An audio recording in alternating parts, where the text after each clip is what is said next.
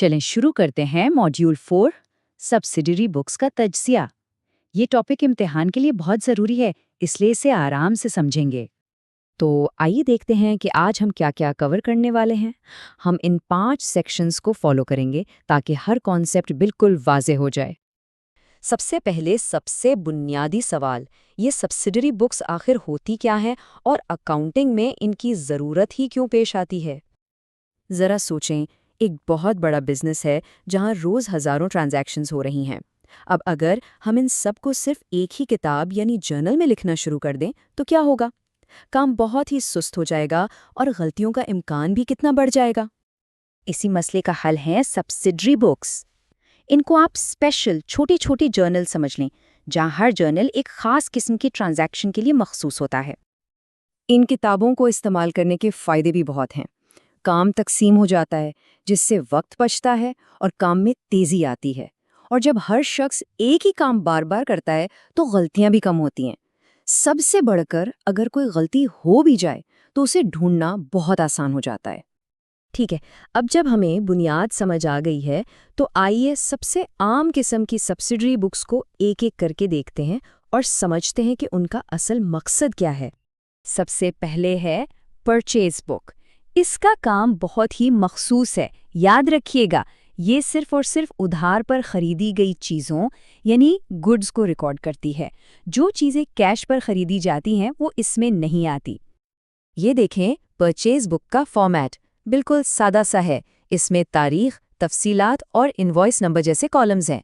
यहाँ inward invoice का लफ्ज़ अहम है। ये वो बिल है जो हमें सामान बेचने वाले से मिलता है। बिल्कुल इसी तरह सेल्स बुक है।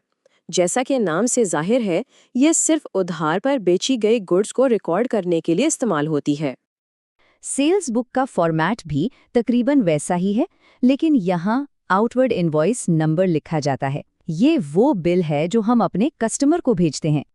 अच्छा, अब बात करते हैं रिटर्न्स की। जब उधार पे खरीदा हुआ सामान हम वापस करते हैं तो वो ट्रांजैक्शन परचेज रिटर्न बुक में रिकॉर्ड की जाती है। इसके फॉर्मेट में जो चीज़ सबसे अहम है वो है डेबिट नोट नंबर का कॉलम। ये वो दस्तावेज है जो हम सामान वापस करते वक्त बेचने वाले को भेजते हैं ताकि उनके अकाउंट को डेबिट किया जा सके।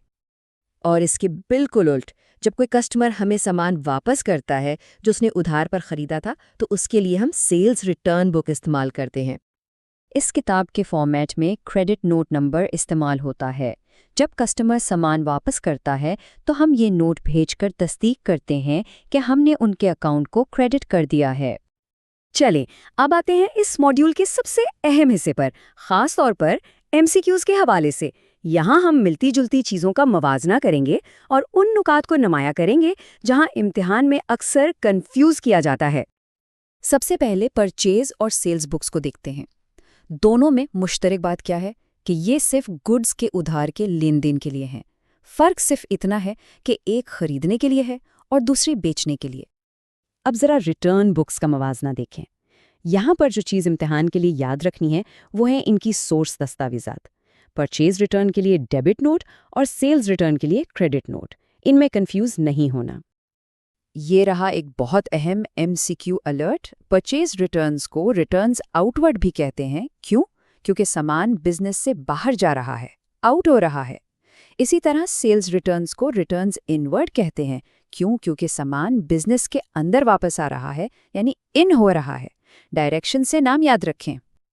एक और बहुत अहम फ़र्क जो याद रखना है, डेबिट नोट और क्रेडिट नोट। सादा सी बात है, डेबिट नोट आप भेजते हैं जब आप सामान वापस कर रहे हों और क्रेडिट नोट आप भेजते हैं जब कस्टमर आपको सामान वापस करता है। चलें, अब तक जो कुछ सीखा है उसे जांचने के लिए कुछ इम्तिहानी तर्ज के सवालात की प्रैक्टिस करते हैं। ये सवाल देखें, वो किताब जो बेचने वाले को सामान वापस करने को रिकॉर्ड करने के लिए इस्तेमाल होती है उसे क्या कहते हैं? ज़रा सोचिए इस पर जवाब देने से पहले। इसका सही जवाब है बी, यानी परचेज रिटर्न बुक। क्यों? क्योंकि अगर आप बेचने वाले को यानी सप्लायर को सामान वापस कर रहे हैं तो इसका मतलब है कि आपने वो सामान पहले खरीदा था, इसलिए ये एक परचेज रिटर्न है। सेल्स रिटर्न तो तब होता जब कस्टमर आपको वापस करता। अब ये अगला सवाल देखें। ये सेल्स रिटर्न बुक के एक बुनियादी उसूल के बारे में है। जब डैश पर बेचा गया सामान कस्टमर्स वापस करते हैं तो उसे सेल्स रिटर्न बुक में रिकॉर्ड किया जाता है। इस खाली जगह में क्या आएगा? सही जवाब है सी, यानी क्रेडिट। ये एक बुनियादी उसूल है जिसे बिल्कुल नहीं भूलना। हमने जिन सब्सिडरी बुक्स की बात की है, परचेज, सेल्स और उनके रिटर्न्स, वो सब के सब सिर्फ और सिर्फ उधार यानी क्रेडिट के लेन देन को रिकॉर्ड करती हैं। कैश की ट्रांजैक्शंस उनमें नहीं आती। आखिर में आइए इन सबसे अहम निकात को दोबारा देख लेते हैं जो इम्तिहान के लिए बिल्कुल पक्के याद होने चाहिए। तो ये है वो किलीदी नुकात। सब्सिडरी बुक्स ओरिजिनल एंट्री की किताबें हैं। परचेज बुक्स सिर्फ उधार पर खरीदी गई गुड्स के लिए हैं। सेल्स बुक्स सिर्फ उधार पर बेची गई गुड्स के लिए। परचेज रिटर्न को रिटर्न्स आउटवर्ड कहते हैं और इसमें डेबिट नोट इस्तेमाल होता है। सेल्स रिटर्न को रिटर्न्स इनवर्ड कहते हैं और इसमें क्रेडिट नोट इस्तेमाल होता है। और सबसे अहम बात, कैश की ट्रांजैक्शंस या असासों की खरीदो फरोख्त इनमें नहीं आती। तो इसके साथ ही सब्सिडरी बुक्स पर हमारा ये सेशन मुकम्मल होता है। अगर आप इन बुनियादी उसूलों को जहन में रखेंगे तो आप इस टॉपिक से मुतल्लिक इम्तिहान में आने वाली किसी भी सवाल का सामना आसानी से कर सकेंगे।